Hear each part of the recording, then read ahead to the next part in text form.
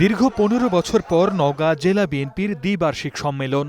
সকাল থেকেই স্লোগান আর মিছিল নিয়ে সম্মেলনস্থলে জড়ো হন নেতাকর্মীরা। সবার মাঝে দেখা যায় উৎসবের আমেজ। সোমবার সকালে সম্মেলনে বক্তব্য রাখেন দলের কেন্দ্রীয় ও স্থানীয় নেতারা। বিগত স্বৈরাচার সরকারের জুলুম নির্যাতন তুলে ধরে আগামী দিনে দলের নেতাকর্মীদের ঐক্যবদ্ধ থাকার আহ্বান জানান তারা। আপনারা সজাগ থাকবেন, আওয়ামী লীগ এই দস্যুরা যেন আর বাংলাদেশে কোনো রাজনীতি করতে পারে না। ঐক্যবদ্ধভাবে আপনারা সবাই যদি কাজ করেন তাহলে ইনশাআল্লাহ এই রেজাল্ট আমাদের কেউ ফিরে নিতে পারবে না। বিকেলে ভার্চুয়ালি যুক্ত হন দলের ভারপ্রাপ্ত চেয়ারম্যান তারেক রহমান। এ সময় তিনি ত্রয়োদশ জাতীয় সংসদ নির্বাচন নিয়ে দলের নেতাকর্মীদের নানা দিক নির্দেশনা দেন। বলেন, আগামী নির্বাচন বাংলাদেশের ইতিহাসে সবচেয়ে কঠিন হবে।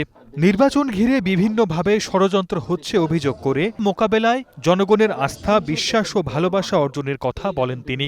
আগামী নির্বাচন বাংলাদেশের ইতিহাসে যত নির্বাচন হয়েছে তার মধ্যে সবচাইতে কঠিন হবে, কিন্তু এই কঠিন পথ আল্লাহর রহমতে আমরা সফল করতে পারবো। জনগণকে বাংলাদেশের মালিক উল্লেখ করে বিএনপির ভারপ্রাপ্ত চেয়ারম্যান বলেন, জনগণ যেভাবে চাইবে দেশ সেভাবেই পরিচালিত হবে।